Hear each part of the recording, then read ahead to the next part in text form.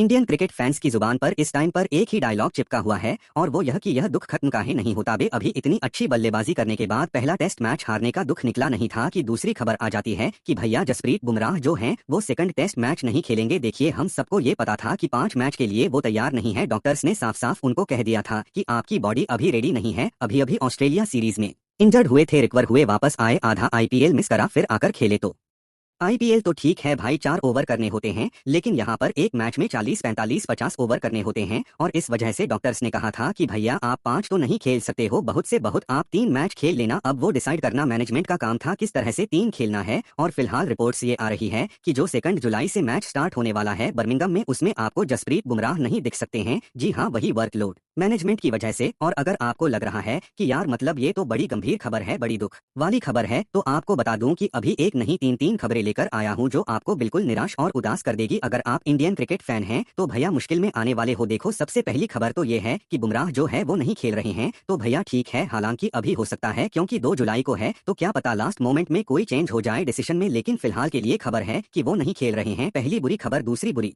खबर यह है कि आर्चर वापस आ रहे हैं। जुफ्रा आर्चर जो कि एक खतरनाक गेंदबाज है और टेस्ट में तो भैया बहुत ही घातक हैं, वो वापस आ रहे हैं। सेकंड टेस्ट मैच में जो स्क्वाड सामने आया है, इंग्लैंड ने अपना स्क्वाड रख दिया है, इंग्लैंड ने अपनी 11 रख दी है और जो स्क्वाड सामने है उसमें आर्चर का भी नाम है। तो आप रेडी हो जाइए एक और घातक गेंदबाज के लिए, तो आर्चर आ रहे हैं। दूसरी बुरी खबर। तीसरी बुरी खबर यह है कि बर्मिंघम में आज तक इंडिया कभी भी नहीं जीता है। 8 टेस्ट मैच इंडिया ने बर्मिंघम में आज तक खेले हैं, जिसमें 1 ड्रॉ और 7 हार है और उस 7 हारों में 3 डिफिट ऐसी है जो इनिंग डिफिट है जी। मतलब कहानी कुल मिलाकर ये है कि इंडिया हर तरह से बैकफुट पर है। अब एक ही चीज हो सकती है, वो हम अक्सर कहते हैं ना कि यार आपको प्रेशर में बहुत अच्छा निकल कर आता है। काफी बार एग्जाम्स में आप बैठे होते हो और आपको जो चीज थोड़ी सी भी याद होती है उस पर भी आप 2 पेज आंसर लिख कर आते हो। तो अब यही देखना है कि इंडिया जो प्रेशर में है, क्या प्रेशर में अच्छी अच्छी परफॉर्मेंस निकल करके आ सकती है। पहला सवाल तो ये है कि भैया अगर बुमराह नहीं खेलेंगे तो कौन खेलेगा, वहां पर कौन रिप्लेस उनको करेगा। और जो सबसे ज्यादा ना निकल कर आ रहा है वो आ रहा है अदीप का। अर्दीप का इसलिए क्योंकि पहला रीजन तो अदीप ने यूके में काउंट क्रिकेट खेला है और काउंट क्रिकेट चैंपियनशिप में उन्होंने अच्छी परफॉर्मेंस दी है। 2023 का सीजन तो था जहां पर डिवीजन 1 वाली क्रिकेट हो रही थी, वहां पर उन्होंने 13 विकेट ली है कैंट की तरफ से, जिसमें बेस्ट फिगर उनका था 3 विकेट लेकर 58 रन। तो उन्होंने काउंट क्रिकेट खेली है, यूके कंडीशन को जानते हैं, तो इस वजह से पहला तो रीजन है। और दूसरा भाई लेफ्ट आर्म पेसर हैं, तो 0 में अच्छी गेंदबाजी करते हैं। जब जब उनको मौका मिल है उन्होंने काफी बेहतरीन गेंदबाजी की है। तो जाहिर सी बात है आपका एक लेफ्ट आर्म पेसर का जो ऑप्शन काफी बार क्लोज रहता है वो खुल जाएगा। सो एक रीजन तो ये। दूसरा, उनके फर्स्ट क्लास के नंबर्स भी अच्छे हैं। उन्होंने फर्स्ट क्लास में 21 मैचेस में 66 विकेट लिया है। उनका बेस्ट जो है 6 विकेट लेकर 41 है। 2 फाइफर उनके पास है। हालांकि ऑप्शन और भी हैं, लेकिन अभी जो डिस्कशन चल रहा है उसमें सबसे ज्यादा नाम निकल कर किसी का आ रहा है तो वो आ रहा है अदीप का, कि भैया आपको एक और ऑप्शन मिल जाएगा, बुमराह की जगह आप उनको खिला लो।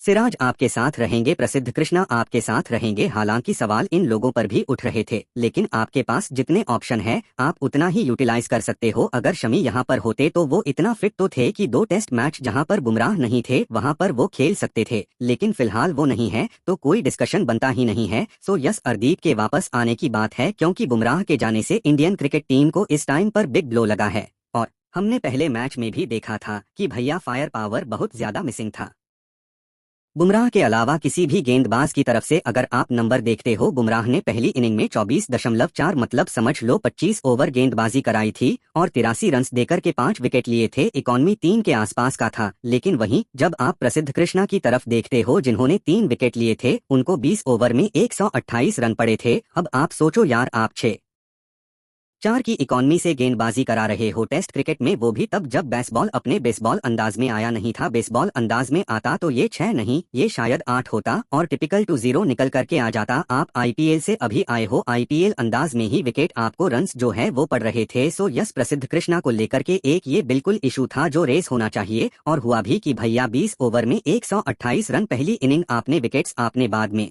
जरूर लिए 3 विकेट, लेकिन कोई खास फायदा हुआ नहीं, बिकॉज 128 रन तो आपने दे ही दिए। तो विकेट तो आ रही है, बट अगर रन्स जा रहे हैं तो भैया हमने 472, 473 या 500 भी लगा दिए तो रन्स तो आप लगातार लीक करवा रहे हो। वहीं दूसरी तरफ सिराज, जिनको 2 विकेट मिली थी, उनकी भी इकॉनमी बहुत अच्छी नहीं थी, बट हाँ 27 ओवर जो उन्होंने करा था उसमें 122 रन मतलब 4 5 की इकॉनमी से गेंदबाजी कराई, सो यस फायर पावर जो था वो काफी ज्यादा मिसिंग था। प्रसिद्ध ने दूसरी वाली इनिंग में भी 6 से ज्यादा की इकॉनमी से गेंदबाजी कराई थी, 2 विकेट वहां मिले थे, लेकिन 15 ओवर में 92 रन कंसीड किए थे। सो यस ये बात जरूर है कि प्रसिद्ध का जो रन लीक वाला सीन था वो काफी ज्यादा। सिराज और बुमराह दोनों की इकॉनमी सेकंड मैच में दोनों विकेटलेस रहे थे, दोनों की इकॉनमी 3-3 के आसपास की थी, लेकिन प्रसिद्ध को अपने रन्स पर थोड़ा सा रोक लगाना पड़ेगा बिकॉज भाई अब बुमराह भी नहीं है, अब नए नए अदीब आएंगे आपको।